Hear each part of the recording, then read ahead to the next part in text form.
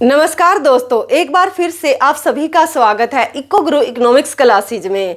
आज हम यहाँ पर जो पीजीटी इकोनॉमिक्स का जो सिलेबस है उसको डिटेल में डिस्कस करेंगे। आज मैं यहाँ पर आपको बताऊंगी कि कौन कौन से सब्जेक्ट हैं जो आपको तैयार करके जाने हैं। देखिए, सबसे पहले जो है आप माइक्रो इकोनॉमिक्स को अच्छे से करके जाइए। उसके बाद आप macro economics, money and banking, statics, Indian economy, public finance और इंटरनेशनल इकोनॉमिक्स। अगर आप इस चैनल के साथ पहले से जुड़े हुए हो या भी नए जुड़े हो, अगर आप नए जुड़े हो तो आप जो चैनल है उसको सब्सक्राइब कर लीजिए, लाइक कर लीजिए और बेल आइकन को जरूर से प्रेस कर लीजिए ताकि जितना भी आपका केवीएस का जो मटेरियल है आप तक वो पहुंच सके। अब देखिए, इसमें आपने देख लिया कि ये जो सब्जेक्ट आपको रेडी करके जाने हैं। मैं आपको बता देती हूँ कि जो माइक्रो इकोनॉमिक्स है और जो मैक्रो इकोनॉमिक्स है इसका मोस्ट ऑफ जो पोर्शन है यहाँ पर अपलोड है। उसके बाद स्टैटिक्स की भी यहाँ पर मैराथन ली हुई है, माइक्रो मैक्रो दोनों की है, स्टैटिक्स की है, इंडियन इकोनॉमी की भी है। उसके बाद पब्लिक फाइनेंस की 2-4 वीडियो हैं इसकी भी। उसके बाद जो इंटरनेशनल इकोनॉमिक्स है इसका अच्छा खासा मटेरियल आपको इस चैनल पर मिल जाएगा। तो चलिए इसको स्टार्ट करते हैं डिटेल में। तो आप लास्ट तक बने रहिए और आप देखिए कि किस तरीके का आपका जो पेपर है वो आने वाला। आप सभी जानते हो कि जो एग्जाम रहेगा वो 180 मार्क्स का रहेगा, 180 मार्क्स का रहेगा, जिसमें से जो 100 मार्क्स का है वो आपका सब्जेक्ट स्पेसिफिक रहेगा। तो आपको अपने सब्जेक्ट के ऊपर पूरा का पूरा जोर लगाने की जरूरत है। देखिए, अगर आपका सब्जेक्ट अच्छा है तो आपको कोई नहीं रोक सकता एग्जाम को क्रैक करने से। साथ में जो साइकोलॉजी है उसको थोड़ा सा पढ़ लीजिए, थोड़ी थोड़ी और चीजें जो है उनको भी कर लीजिए, लेकिन आप जो मेन आपका कंसर्न होना चाहिए वो आपके सब्जेक्ट के ऊपर भी होना चाहिए। दूसरी चीजों के साथ साथ आपको सब्जेक्ट को भी एक तरीके से महत्व देना पड़ेगा। तो चलिए स्टार्ट करते हैं डिटेल में पीजीटी इकोनॉमिक्स के सिलेबस को।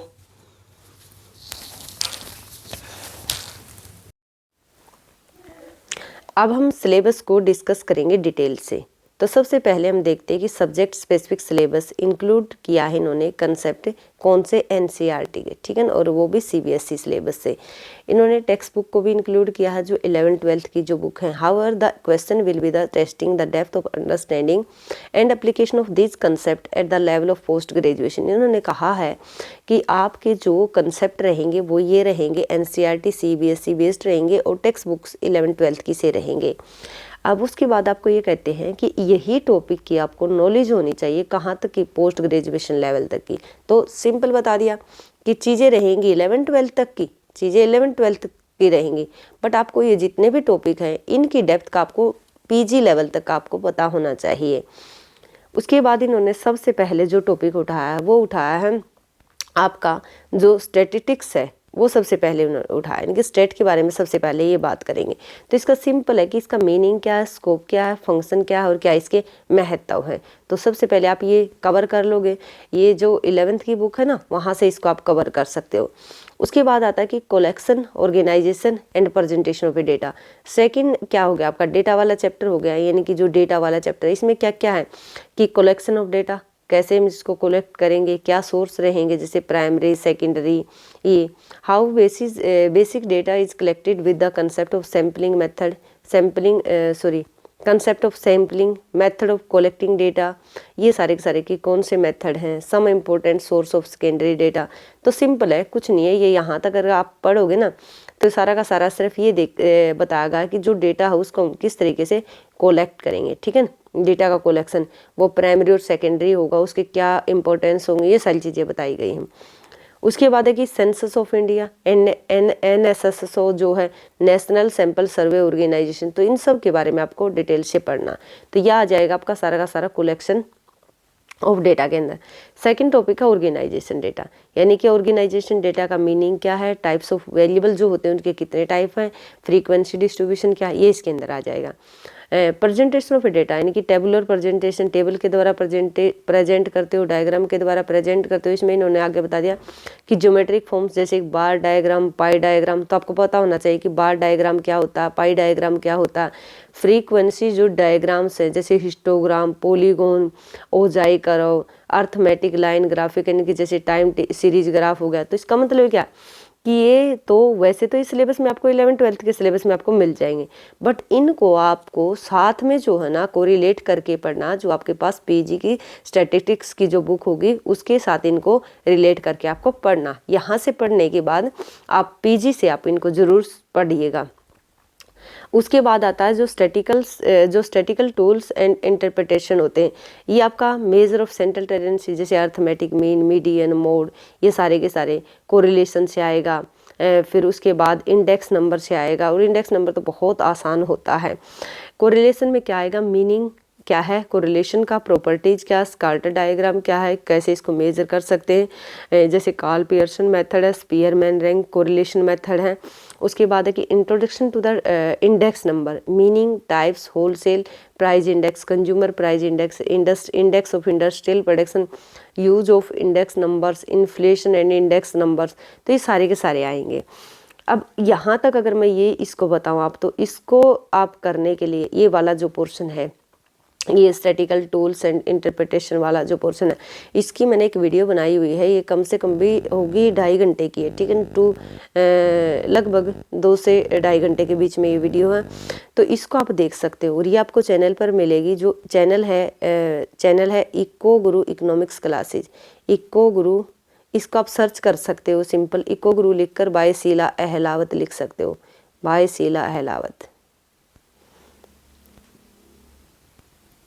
तो इसके लिए आपको ज़्यादा कुछ करने की ज़रूरत नहीं है, आप यहाँ से देखकर फिर पढ़ सकते हो आप इसको। उसके बाद आता है माइक्रो इकोनॉमिक्स। अब माइक्रो इकोनॉमिक्स के अंदर देखते हैं क्या क्या पूछा गया है इन्होंने।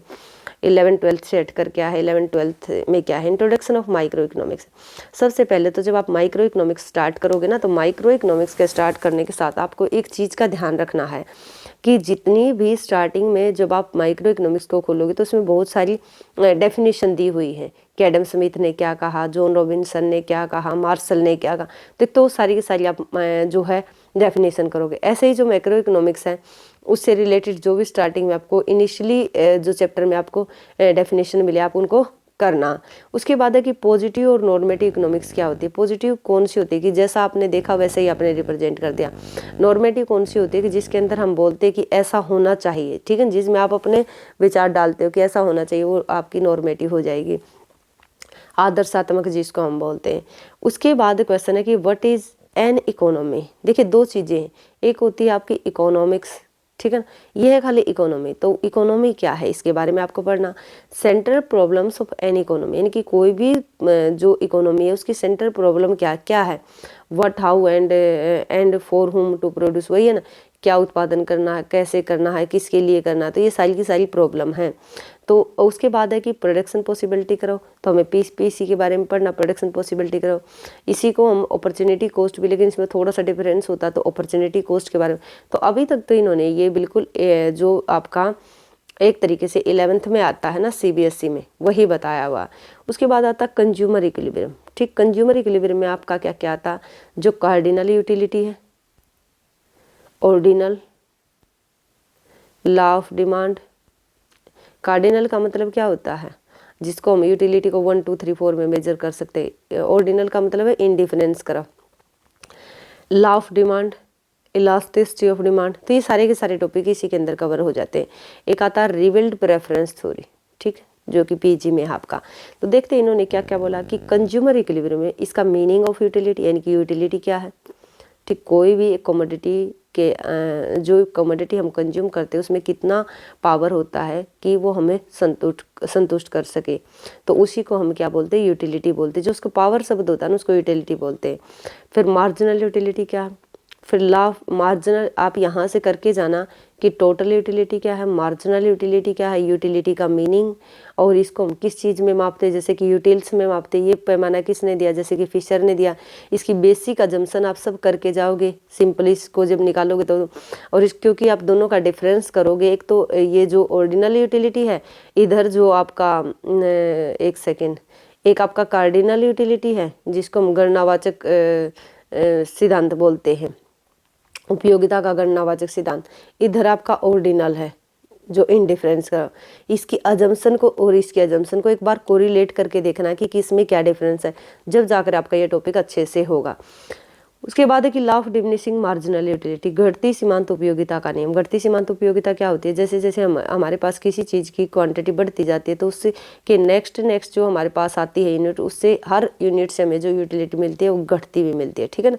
इसका डायग्राम आपने देखा होगा ना, इस तरीके से होता है टोटल यूटिलिटी का, ठीक। और मार्जिनल यूटिलिटी जहाँ पर ये मैक्सिमम होती है वहाँ पर वो 0 हो जाती है, मार्जिनल यूटिलिटी होती है। तो ये वाला इन्होंने बोला कि ये आप करके जाओगे। Condition of a consumer equilibrium using marginal utility. अब देखो कंज्यूमर इक्विलिब्रियम कहाँ पर होगा, इसके अंदर आपके दो तुम देखोगे, एक तो आपने इस कार्डिनल यूटिलिटी का पूरा चैप्टर करना, और हाँ कार्डिनल का पूरा चैप्टर करना है, जिसमें law of diminishing marginal utility है, law of equi marginal utility है, ठीक है। उसके बाद आता कंज्यूमर इक्विलिब्रियम। कंज्यूमर इक्विलिब्रियम में क्या होता कि एक कमोडिटी है, ठीक है ना, एक कमोडिटी है जिसका एक ही यूज है। फिर उसके बाद आप देखोगे एक कमोडिटी जिसके सेवरल यूज है, बहुत सारे यूज है, सेवरल कमोडिटी सेवरल यूज है। तो सारी की सारी इसमें मिलेंगे आपको ये कंडीशन कि जैसे marginal utility of X equal to price of X, कहाँ पर एक कंज्यूमर इक्विलिब्रियम में होगा, मार्जिनल यूटिलिटी ऑफ मनी। तो ये 3-4 आपको कंडीशन मिलेंगे आपको, तो सारे का सारा आपको ये करके जाना है। उसके बाद है कि कंडीशन ऑफ कंज्यूमर, हाँ ये हो गया आपका इनडिफरेंस करो। अब इनडिफरेंस करो कि क्या क्या अजम्पशन है वो आप सभी करोगे। कंज्यूमर इक्विलिब्रियम यानी कि जो भी कंज्यूमर इक्विलिब्रियम कहाँ पर होगा कि आपकी ये बजट लाइन होती है, ये इनडिफरेंस करो होता है, ये कंज्यूमर इक्विलिब्रियम होता है।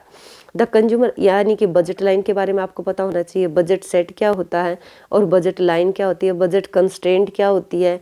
तो जैसे होता ना कि ये हम मान लेते हैं कि हमारी इनकम है, ये प्राइस ऑफ एक्स है, ये एक्स कमोडिटी है, और प्लस में ये हमारे प्राइस ऑफ वाई है और ये वाई कमोडिटी है, ठीक है। एम को हम इनकम बोलते हैं। जो आपकी बजट कंस्ट्रेंट होती है ना वो क्या होती है, एक तरीके से देखिए, जो आपका टोटल आपका ये है कि ये एक वस्तु की कीमत है और एक ही वस्तु है, ठीक है। मान लेते हैं कि आपके पास 30 रुपये, तो आपको क्या करना है, या तो आप ये 30 रुपये खर्च कर सकते हो इन दोनों कमोडिटी के ऊपर, या फिर 30 से कम रह सकते हैं, 30 से ज़्यादा नहीं होंगे। इसको हम बोलते हैं बजट कंस्ट्रेंट।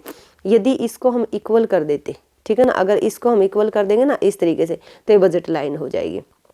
बजट लाइन का स्लोप क्या, जैसे P X divide by P Y, तो बजट लाइन का स्लोप इनडिफरेंस कर्व का स्लोप क्या है कि change in Y divide by change in X, ठीक है ना, जिसको आप marginal utility of X divide by marginal utility of Y निकल कर आता है। इसकी पूरी डेरिवेशन होती है, तो ये डेरिवेशन सारी करके जाना आपको।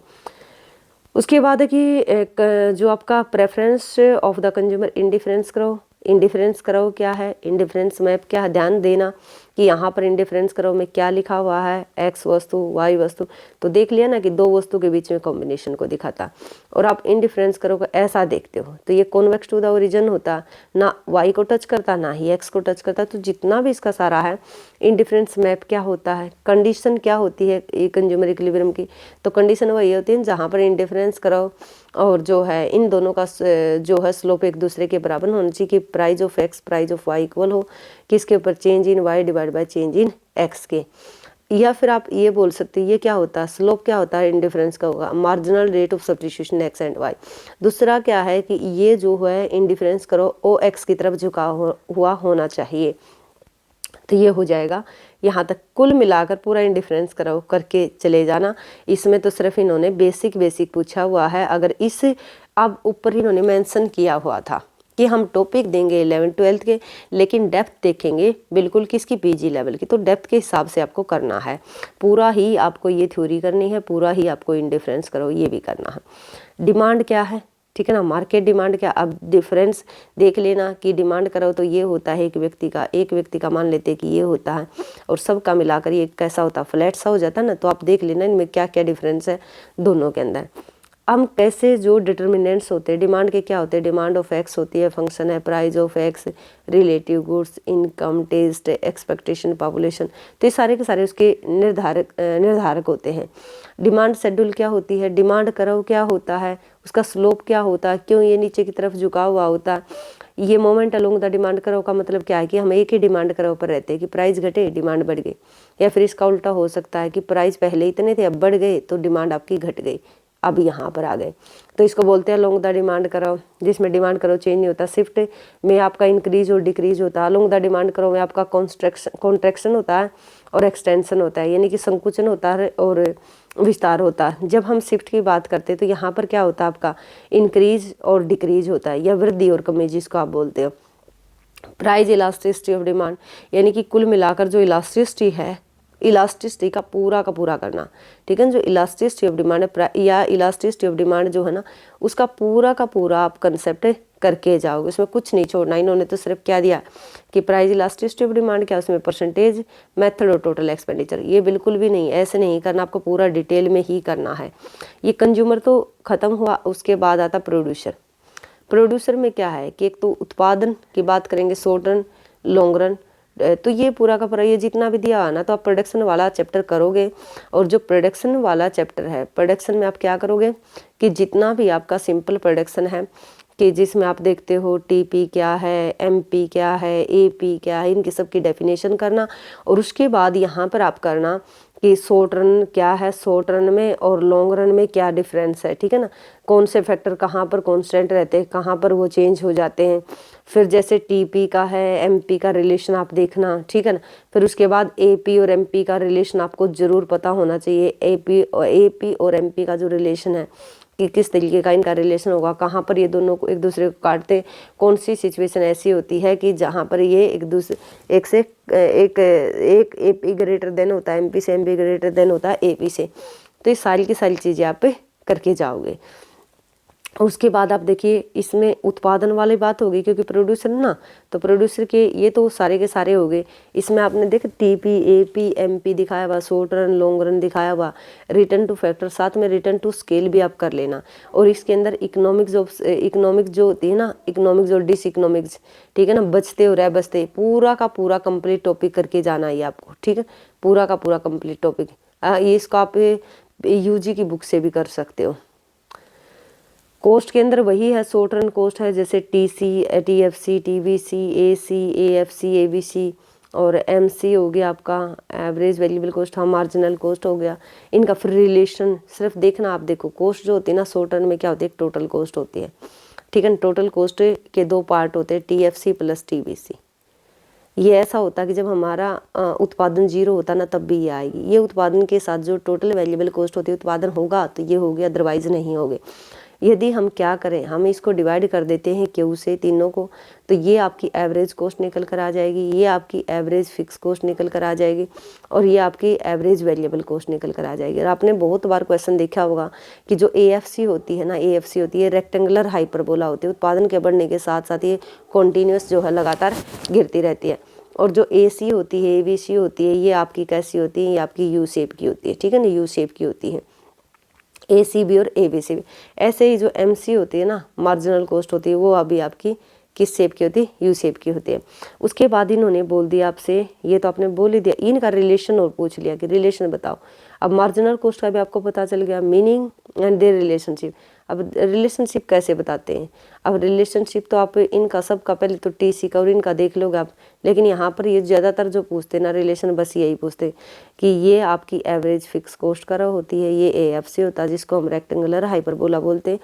दूसरा जो होता है ये आपका जो होता है ये आपका होता है एवरेज वेरिएबल कॉस्ट, ठीक। और उसके बाद होती है आपकी एवरेज कॉस्ट। क्यों, अभी तो मैंने आपको बताया कि इन दोनों को जोड़कर एएफसी प्लस एबीसी को जोड़कर एसी बनती, तो ऊपर तो अपने आप ही जाएगी। फिर जो एमसी होती है ना, मार्जिनल कॉस्ट होती है, इन दोनों के मिनिमम पॉइंट पर इनको कट करती है, ठीक है ना, इन दोनों के मिनिमम पॉइंट पर कट करती हुई जाती है। यहाँ पर ये मिनिमम हो जाती है, उसके बाद ये आप देखोगे ना तो आपको बढ़ती हुई मिलेगी, और इसका मिनिमम इनसे पहले आता, तो इसलिए इसका अगर इसका मिनिमम आएगा तो आउटपुट इतना, इसके मिनिमम पर आउटपुट इतना, और इसके मिनिमम पर आउटपुट इतना है। तो आप यहाँ पर ये चीज़ देखें, तो इसका मतलब वो पूछ सकता है, वो आपसे पूछ सकता है कि कहाँ पर कौन सी कॉस्ट पर आउटपुट आपका ज़्यादा है और कौन सी कॉस्ट पर आपका आउटपुट कम है। तो अब आप देखिए जो एवरेज कॉस्ट है वहाँ पर आउटपुट आपका Q2 है, और जो एवरेज वेरिएबल कॉस्ट है वहाँ पर Q1 है, और जो आपका मार्जिनल कॉस्ट है वहाँ पर जो आउटपुट आपका कम है।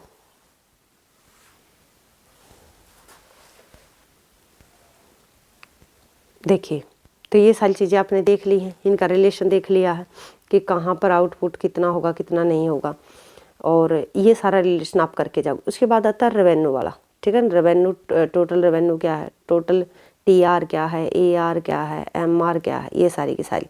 उसके बाद फिर आप इनका रिलेशन देखोगे, TR AR MR, इनका तीनों तरीके से देख कर जाना आप। इसका परफेक्ट कंपटीशन में भी, परफेक्ट कंपटीशन में, उसके बाद इम्परफेक्ट कंपटीशन में, ठीक है ना। इम्परफेक्ट कंपटीशन में, दोनों में।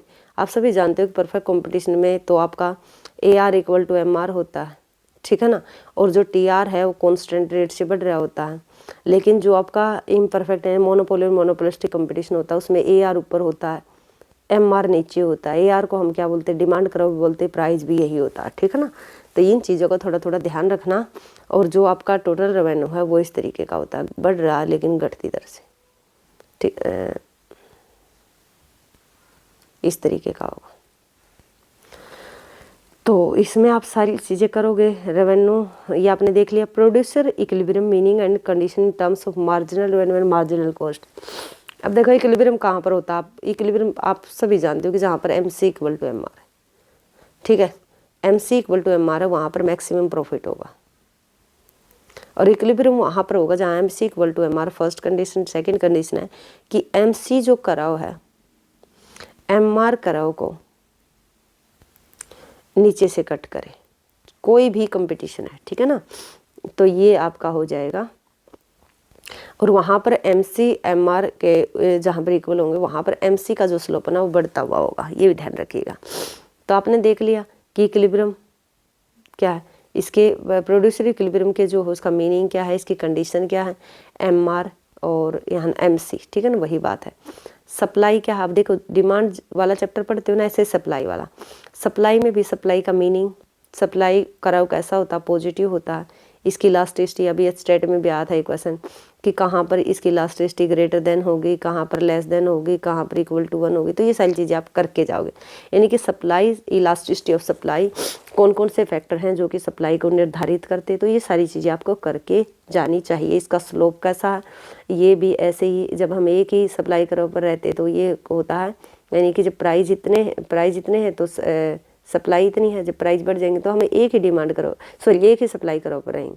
फिर ये शिफ्ट कर सकता है, ठीक है ना, ये राइट का जाएगा, इस साइड जाएगा तो ये सप्लाई बढ़ जाएगी, ये लेफ्ट जाएगा तो सप्लाई घट जाएगी, तो इसको शिफ्टिंग बोलेंगे। ये ऐसे ही elasticity of price, elasticity of supply, elasticity of demand पढ़ा था ना, वैसे ही प्राइस इलास्टिसिटी ऑफ सप्लाई भी है। Measurement, price elastic supply, percentage change in method. तो कुल मिलाकर डिमांड वाला चैप्टर और जो सप्लाई वाला पूरा का पूरा कंप्लीट करके आपको जाना है। कौन कौन से उसके डिटर्मिनेंट्स हैं, एक एक चीज़ को आप पढ़ते हुए जाओगे। और अगर आप एक तरीके से जो ये क्या नाम है, अचीवर्स जो एकेडमी है, अचीवर्स एकेडमी पर अगर आप कोर्स परचेज करना चाहते हो तो आप कोर्स आपका लगभग ऑलमोस्ट क्या है, कंप्लीट है। बट इसमें कुछ पोर्शन जो है वो कंप्लीट नहीं है।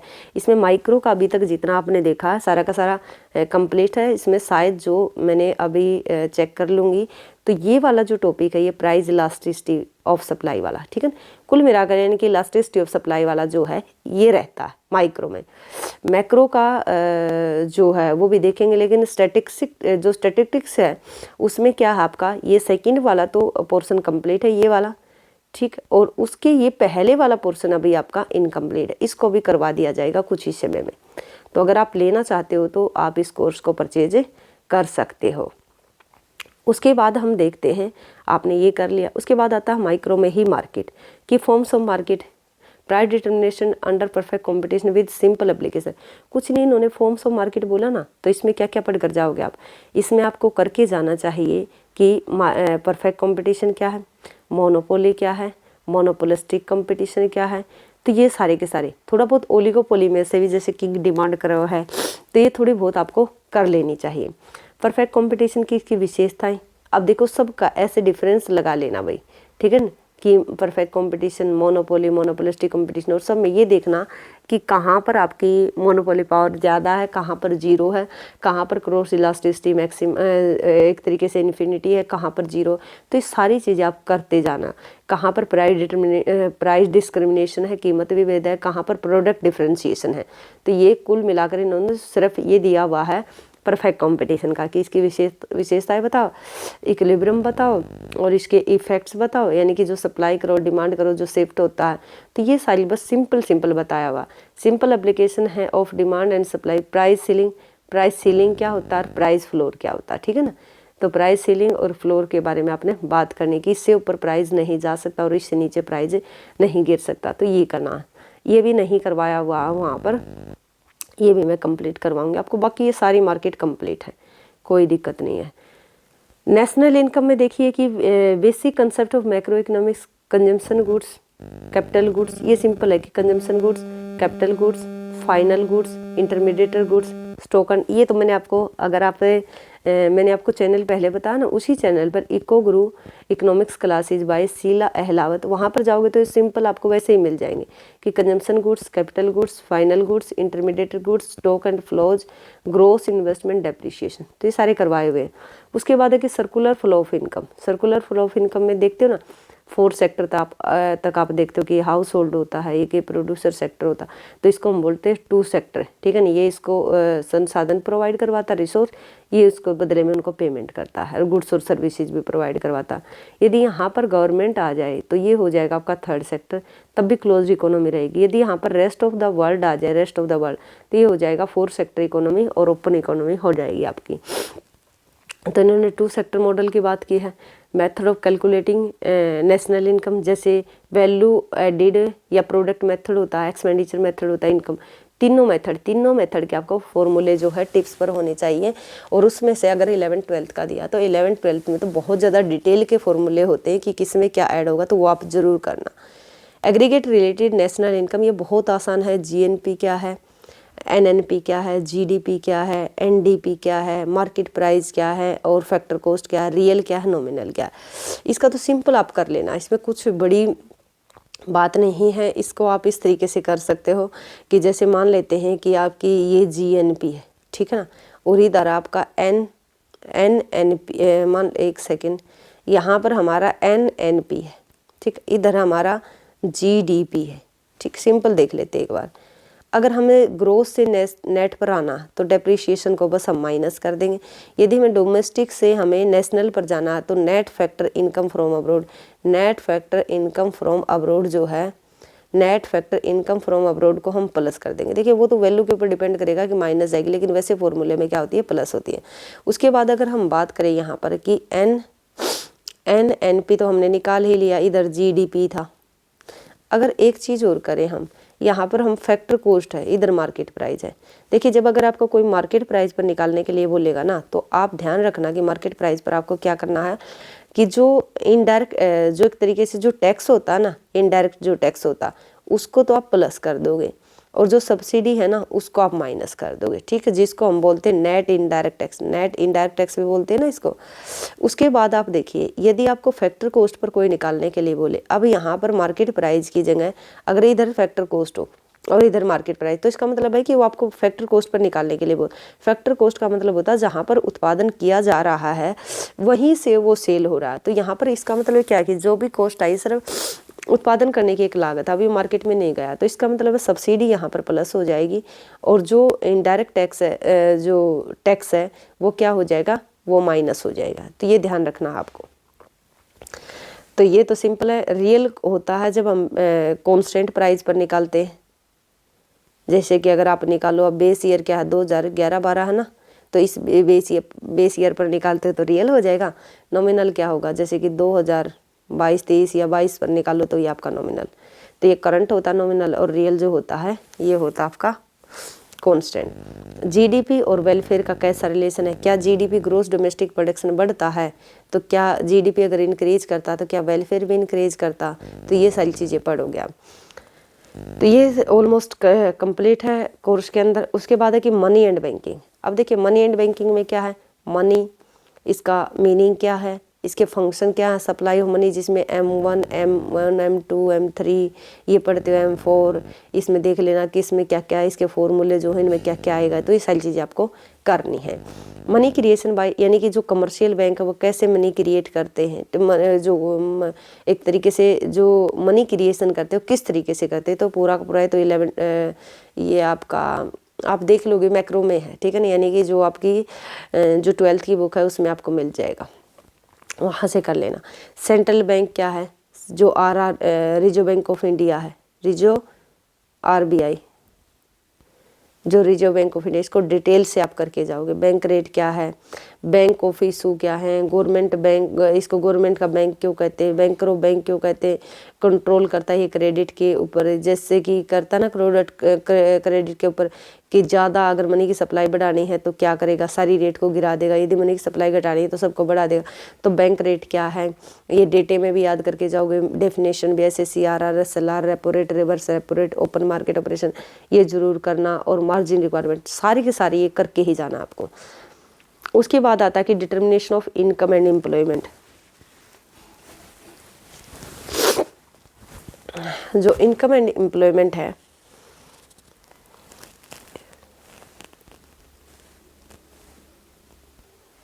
देखिए, यहाँ से आपने देख लिया ना कि यहाँ से हमारी मैक्रो स्टार्ट हो गई, ठीक, ये मैक्रो है, तो मैक्रो के आपको ये टॉपिक आपको करने हैं।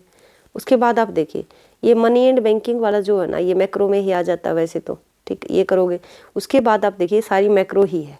अब उसके बाद आता है कि determination of income and employment. अब इसके लिए क्या क्या करना आपको, एक तो क्लासिकल थ्योरी करनी है, क्लासिकल, एक आपको करना केन्ज, ठीक है ना, ये 2 थ्योरी करनी है, इसके लिए आपको डिटेल में करके जाना है इसको। एग्रीगेट डिमांड क्या होती है, इसके कौन कौन से कंपोनेंट्स, जैसे AD लिखते हो ना आप, AD में क्या आता है, C+I आता है, और ये आपकी क्या होती है, एग्रीगेट सप्लाई होती है जिसको आप इनकम भी बोलते हो, और ये आपकी एग्रीगेट डिमांड होती है जिसको आप एक्सपेंडिचर भी बोलते हो, ठीक है ना। उसके बाद है propensity to consume, propensity to save, यानी कि प्रोपेंसिटी टू कंज्यूम यानी कि आपकी एवरेज एंड मार्जिनल, ये आपको APC क्या है, APS क्या है, और MPC क्या है, MPS क्या है, तो इन सब के बारे में आपको ज्ञान होना चाहिए। इनके सारे फॉर्मूले, कंजम्पशन वाली जो थ्योरी है ना वो सारी आपको पता होने चाहिए। उसके बाद है कि शॉर्ट, अब देखो अब आप क्या करोगे, सिर्फ इन्होंने बोल दिया कि इनकम एंड एम्प्लॉयमेंट और नीचे लिख दिया एग्रीगेट डिमांड, क्या एग्रीगेट डिमांड ही पढ़ोगे आप, नहीं, यहाँ पर पूरा क्लासिकल और केंज ही पढ़ना आपको। उसके बाद है कि ये आपको सारी की सारी जो कंजम्पशन वाली जो थ्योरी है ना, consumption psychological law of consumption Keynes वाला, वो सारा उसमें आपको ये सारी चीज़ें देखने को मिल जाएंगी। Short run equilibrium output, investment multiplier. अब देखो शॉर्ट रन इक्विलिब्रियम आउटपुट के बारे में भी आप पढ़ोगे, investment multiplier and it's mechanism. अब ये इन्वेस्टमेंट मल्टीप्लायर कौन सा, केंज का ही है ना, जिसको आप ऐसे डिनोट करते हो 1/1 - MPC, ठीक, इसका, और या फिर ऐसे करते 1 में MPS। तो ये वाला पूरा का पूरा डिटेल में पढ़ोगे आप।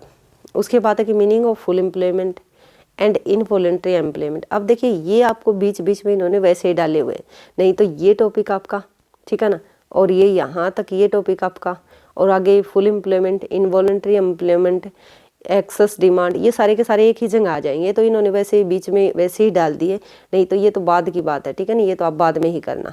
और उसके बाद ये इन्वेस्टमेंट वाला, ठीक है, बाकी ये सारा का सारा एक ही है, और वो क्लासिकल और केंज है पूरा का पूरा। डेफिशिएंट डिमांड क्या होती है, जब डिमांड कम है और सप्लाई ज़्यादा है। मेजर ऑफ करेक्ट देम, यानी कि इसको हम कैसे ठीक कर सकते हैं, इन्वेस्टमेंट को बढ़ाकर इस तरीके से। Change in government expenditure, tax and money supply, तो ये सारे के सारे की मेजर टू करेक्ट देम, ये कुछ कि गवर्नमेंट स्पेंडिंग यानी कि गवर्नमेंट एक्सपेंडिचर बढ़ा दे, टैक्स को घटा दे और मनी सप्लाई बढ़ा दे, तो तब जाकर डिमांड को बढ़ाया जा सकता। तो इनमें से कुछ आगे पीछे उनको निकाल कर आप एक जगह, तो कुल मिलाकर इसमें इन्वेस्टमेंट मल्टीप्लायर बोल दिया इन्होंने, कंजम्पशन वाला बोल दिया, और जो आपकी एम्प्लॉयमेंट और इनकम थ्योरी है क्लासिकल और केंज की, वो आपको अच्छे से करनी है। उसके बाद आता है कि government budget and the economy. अब इकोनॉमी से लगा लो जो आपकी इंडियन इकोनॉमी होती है, गवर्नमेंट बजट क्या है, उसका मीनिंग, ऑब्जेक्टिव, कौन कौन से कंपोनेंट्स है। जैसे होता है ना, गवर्नमेंट एक्सपेंडिचर करती है और गवर्नमेंट टैक्स लगाती है, तो ये क्या है, जो लोन है, बोरोइंग है, तो ये सारे के सारे कंपोनेंट्स है ना किसके, बजट के। उसके बाद इसको क्लासीफाई करें, फॉर्मूले याद करके। इसमें रेवेन्यू रिसिप्ट्स होती है, कैपिटल रिसिप्ट्स होती है। रेवेन्यू रिसिप्ट्स वैसे रेवेन्यू एक्सपेंडिचर होता है, कैपिटल एक्सपेंडिचर होता है। दो इसको बोलते हैं, एक रेवेन्यू बजट होता है, एक होता है कैपिटल बजट। ठीक है, जो रेवेन्यू बजट होता है इसमें रेवेन्यू रिसिप्ट्स और रेवेन्यू एक्सपेंडिचर दोनों आ जाते हैं। जो कैपिटल बजट होता है इसमें कैपिटल रिसिप्ट्स और कैपिटल एक्सपेंडिचर दोनों आ जाते हैं। जब आप बात करते हो बहुत बड़े लेवल की, यानी कि ज़्यादा ह्यूज इन्वेस्टमेंट की या बोरोइंग की या इन्वेस्टमेंट की, तो वो जाएगा कैपिटल के अंदर, जो एक बार किया जाता है बहुत बड़े लेवल का, चाहे एक्सपेंडिचर हो चाहे रिसिप्ट्स हो। ठीक है, जो कैपिटल के अंदर जाएंगी बड़ी चीज़ें, और जो रेकरिंग नेचर की होती है, जो बार बार होनी होती है, वो जाएंगे आपकी रेवेन्यू के अंदर। ये ध्यान रखना। बैलेंस बजट क्या है, सरप्लस बजट क्या है, डेफिसिट बजट क्या है, इसको कैसे मेजर ऑफ गवर्नमेंट डेफिसिट, तो ये सारे के सारे आप करके जाना है आपको। अब आता बैलेंस ऑफ पेमेंट। आप इसको या तो मैक्रो में करो या फिर आप इसको कर सकते हो क्या बोलते हैं इसको, इंटरनेशनल ट्रेड में, कहाँ कहीं भी कर सकते हो। तो सिंपल है। बैलेंस ऑफ पेमेंट क्या है, इसके अंदर आपको पूरा डिटेल में करना। इसकी भी वीडियो मैंने यूट्यूब पर ही फ्री ऑफ कॉस्ट पड़ी हुई है, वो आप देख लेना। बैलेंस ऑफ पेमेंट अकाउंट, इसमें क्या होता है, करंट अकाउंट होता है, एक कैपिटल अकाउंट होता है। उस करंट अकाउंट के क्या क्या कंपोनेंट्स है, कैपिटल अकाउंट के क्या क्या कंपोनेंट्स है, तो सारे आप करके जाना। बैलेंस ऑफ पेमेंट में सरप्लस और डेफिसिट के बारे में सिर्फ एक ही है, ये बैलेंस ऑफ पेमेंट वाला जब चैप्टर कंप्लीट करोगे ना आप, तो आपको पता चल जाएगा। उसके बाद आता फॉरेन एक्सचेंज रेट। ठीक है ना, फॉरेन एक्सचेंज रेट क्या होते हैं, जब एक करेंसी को दूसरी करेंसी में बदला जाता है। ठीक है ना, तो वो किस रेट पर, यानी कि 1 रुपये के बदले में आपको कितना डॉलर मिलता है। ठीक, तो meaning of fix exchange rate क्या, फ्लेक्सिबल एक्सचेंज, मैनेज फ्लोटिंग, तो तीनों एक्सचेंज रेट के बारे में आप पढ़ लेना। उसके बाद है कि इनकी आगे पूछा, इन्हीं के बारे में आगे कि इसकी जो ये जो फ्लेक्सिबल होती है, फ्लेक्सिबल क्या होती है, डिमांड और सप्लाई के आधार पर होती है। ठीक है ना, डिमांड। और फिक्स क्या होती है, जिसको गवर्नमेंट एक तरीके से गवर्नमेंट निर्धारित करती है। तो वो करें कि जो फ्लेक्सिबल एक्सचेंज रेट है उसकी क्या मेरिट है, क्या डीमेरिट है। ठीक है, fix exchange rate, manage floating exchange rate, तो वही है कि इनकी मेरिट और डीमेरिट है, बताओ दोनों की क्या फ़ायदे और क्या नुकसान है। तो इसमें तो अभी तक सिर्फ 2 ही टॉपिक हुए, बीओपी हुआ आपका और उसके बाद एक्सचेंज रेट वाला हुआ। ठीक है ना, तो 2 टॉपिक आपको अच्छे से करने हैं। और यूजी इसमें इसके भरोसे मत रहना, जो आपकी बुक है क्या बोलते हैं 11th-12th की, तो आपको ये आपकी जो पीजी की बुक है वहाँ से इन टॉपिक को अच्छे से इनके नोट्स बना लेना। उसके बाद आता है डेवलपमेंट एक्सपीरियंस, इनकी 1947 से 1990 तक। ये इंडियन इकोनॉमी की जो आपकी एक तरीके से 11th की जो बुक है ना 12th की जो बुक है सीबीएसई की, वहाँ से इसको कवर कर सकते हो। 1947 से 90 तक का इकोनॉमिक रिफॉर्म्स 1991। पहला कि brief introduction state of Indian economy on the eve of independence, इनकी इंडिपेंडेंस से पहले की जो कहानी है उसके बारे में थोड़ा सा आपको पता होना चाहिए, कैसी सिचुएशन थी आपकी। उसके बाद है कि Indian economic system and common goals of A 5 year plan. अब 5 ईयर प्लान देखो चले गए हैं, भले ही इनकी जगह नीति आयोग आ गया है, बट आपको ये डिटेल से फर्स्ट से लेकर लास्ट जो 12th है उस तक आपको करने, क्या क्या इनमें गोल्स रहे, कितनी ग्रोथ रेट थी, कौन सा जो प्लान है वो किसके ऊपर बेस्ड था, तो ये सारी चीज़ें आपको करके जानी है। उसके बाद है कि main features, problems and policies of agriculture. अब देखिए एग्रीकल्चर ना, एग्रीकल्चर से रिलेटेड जितनी भी बातें हैं, जो भी इसके अंदर रिफॉर्म्स हुए हैं, वो सारा आपको एग्रीकल्चर का डिटेल में आपको टॉपिक करना है। क्वेश्चन आएगा यहाँ से। इसके इंस्टीट्यूशनल एस्पेक्ट, यानी कि न्यू एग्रीकल्चर स्ट्रेटजी, जिसको 1966 में आप ग्रीन रेवोल्यूशन बोलते हो। इंडस्ट्री के बारे में, एग्रीकल्चर हो गया, फिर इंडस्ट्री है, इंडस्ट्री की जितनी भी पॉलिसी 1948 की, ठीक है ना, 1956 की, स्मॉल स्केल इंडस्ट्री का क्या रोल है, क्या महत्व है, कितने लोगों को रोजगार देते हैं, कितना इनका जीडीपी में कंट्रीब्यूशन है, तो सारी चीज़ें पढ़ना आप। अब वो रहे कि इंडस्ट्री एंड फॉरेन ट्रेड, अब वही है कि फॉरेन ट्रेड में क्या क्या इंपॉर्टेंस है, ठीक है ना, एग्रीकल्चर से हम कितना ट्रेड करते हैं, कितना हिस्सेदारी है, इंडस्ट्री कितनी हिस्सेदारी। वैसे ही इकोनॉमिक रिफॉर्म जो 1991 के, जिसको एलपीजी आप बोलते हो, पूरा डिटेल में इस टॉपिक को आप करके जाओगे, कौन कौन से रिफॉर्म्स हुए, बैंकिंग इकोनॉमिक रिफॉर्म्स और एग्रीकल्चर रिफॉर्म्स जो भी यहाँ पर हुए हैं सारे के सारे। अब features and appraisal of liberalisation, मूल्यांकन की बात की जा रही है। अप्रेजल का मतलब होता है मूल्यांकन, क्या है इनका पूरा मूल्यांकन करो। मूल्यांकन को आप सभी जानते हो कि अब देखेंगे जो जो काम बताए गए थे उनमें से कितना मैंने अचीव किया। उसका लास्ट में जब एक तरीके से हेल्दी जब आप क्रिटिसिज्म करते तो उसकी बात है। एलपीजी पॉलिसी यानी कि कंप्लीट पढ़ना। फिर डिमोनेटाइजेशन क्या, विमुद्रीकरण क्या है, जो 8 नवंबर कब हुआ था 2015 को। जीएसटी गुड्स सर्विस टैक्स जो है, गुड्स एंड सर्विस टैक्स है, ये पूरा डिटेल में पढ़ना। उसके बाद है कि current challenge facing of Indian economy. अभी आप देखो इंडियन इकोनॉमी कितना वास्ट है यहाँ पर। Human capital formation, how people become resource, वही है कि जो ह्यूमन कैपिटल फॉर्मेशन है उसके बारे में बताओ। जैसे कि अपने जैसों की, यानी कि इंसानों की बात की जा रही है कि आपको यदि अच्छी हेल्थ, अच्छी एजुकेशन अगर प्रोवाइड करवा दी जाए तो क्या होगा, अच्छा इंफ्रास्ट्रक्चर अगर आपको प्रोवाइड करवा दिया जाए तो एक इंसान भी क्या हो जाएगा, कैपिटल की तरह ही यूज होगा। रोल ऑफ वही है कि कैसे हम इसको एक रिसोर्स की तरह बना सकते हैं। रोल ऑफ क्या इसका डेवलपमेंट में क्या रोल है, और जो वैसे ही एजुकेशन के बारे में, एजुकेशन सेक्टर के बारे में भी आपको पढ़ कर जाना है अच्छे से। रूरल डेवलपमेंट के बारे में आपको पढ़ना है, गांव से रिलेटेड जो भी पॉलिसीज आई हैं, ये सारी चीज़ें आपको एक तरीके से करना है रूरल डेवलपमेंट में, कि कितने लोग गांव में रहते हैं, कितने शहरों में रहते हैं। तो ये सारी चीज़ें, जैसे कि क्रेडिट से जो इशू होते हैं रूरल गाँव में, मार्केटिंग से रिलेटेड जो इशू होते हैं, रोल ऑफ इसमें जो कोऑपरेटिव सोसाइटीज़ होती हैं उनका क्या रोल है, एग्रीकल्चर डाइवर्सिफिकेशन, ये सारे रूरल में आ जाएंगे ना आपके। अल्टरनेटिव फार्मिंग यानी कि जो ऑर्गेनिक फार्मिंग है, तो ये सारी आपको इम्प्लॉयमेंट के बारे में डेटा कौन जारी करता है, कितनी ग्रोथ है, क्या इसमें जो वर्क पार्टिसिपेशन रेट है वो कितना है, ये सारे फॉर्मूले होते हैं इसमें। फॉर्मल में कितने लोगों को काम मिला हुआ, इनफॉर्मल में कितने लगे हुए हैं, इसके अनएम्प्लॉयमेंट की क्या प्रॉब्लम्स है और क्या क्या पॉलिसीज हैं। सस्टेनेबल डेवलपमेंट क्या है ये डिटेल में पढ़ना है। और मिलेनियम डेवलपमेंट MDG भी थोड़ा सा करके जाना, क्योंकि उसके बाद यही आया था। इसके क्या मीनिंग है, क्या इफेक्ट्स हैं ऑफ इकोनॉमिक डेवलपमेंट के अंदर, resource and environment including global warming, तो सारी चीज़ें यानी कि SDG को अच्छे से करना। उसके बाद आता है आपका कि डेवलपमेंट एक्सपीरियंस ऑफ इंडिया की कंपेरिजन, जो आपके नाइबर्स हैं नहीं, कि जो आपके पड़ोसी देश हैं, जैसे इंडिया, पाकिस्तान, इंडिया, चाइना, इनको एक जब ये आज़ाद हुए उससे लेकर अब तक की हमारे में इनमें क्या डिफरेंस है, ये सारी चीज़ें करोगे। इशूज इकोनॉमिक ग्रोथ से रिलेटेड, पॉपुलेशन से रिलेटेड, सेक्टरल डेवलपमेंट से, अदर ह्यूमन डेवलपमेंट इंडिकेटर्स, ठीक है ना। ह्यूमन डेवलपमेंट इंडिकेटर्स जैसे HDI, PQLI, तो ये सारे आपको करने हैं। ये था आपका सिलेबस पूरा का पूरा। आई होप कि आपको अच्छे से समझ में आया होगा। फिर भी अगर आपकी कोई क्वेरी है तो आप मुझे इस नंबर पर मैसेज कर सकते हैं, व्हाट्सएप मैसेज 946800898900। तो आपकी जो भी क्वेरी होगी उसका सॉल्यूशन आपको ज़रूर दिया जाएगा। थैंक यू यहाँ तक बने रहने के लिए। और फिर मैं आपको यही कहना चाहूँगी कि अगर आप कोर्स परचेज करना चाहते हो, ठीक है, तो कर सकते हो। अगर नहीं भी करना चाहते तो आप जो मैंने आपको YouTube चैनल आपको बताया है उस चैनल पर आप विजिट कीजिए, और आपको बहुत सारे जो टॉपिक्स हैं ऑलरेडी वहाँ पर करवा दिए गए हैं, वो आपको वैसे ही मिल जाएंगे। और अगर किसी के पास इंग्लिश में, इंग्लिश मीडियम में, इंग्लिश या जो ओरिजिनल पेपर होता है ना, ओरिजिनल पेपर जो पेपर होता है वो अगर आपके पास KVS के जितने भी हों तो आप मुझे सेंड कर सकते हैं उसी नंबर पर जो मैंने आपको नंबर दिया। प्लीज़ अगर हो तो ज़रूर सेंड कर दीजिए, ताकि मैं सारे के सारे जो पेपर आपको सोल्व करवा सकूँ। देखिए बहुत ज़्यादा हेल्प होती है जब आप प्रीवियस ईयर पेपर करते हो, तो मैं आपको बहुत ज़्यादा डिटेल में करवाऊँगी। बस आप मुझे ना एक बार जो पेपर हैं वो मुझे ज़रूर प्रोवाइड कर दीजिए अगर हो तो आपके पास। थैंक यू यहाँ तक बने रहने के लिए।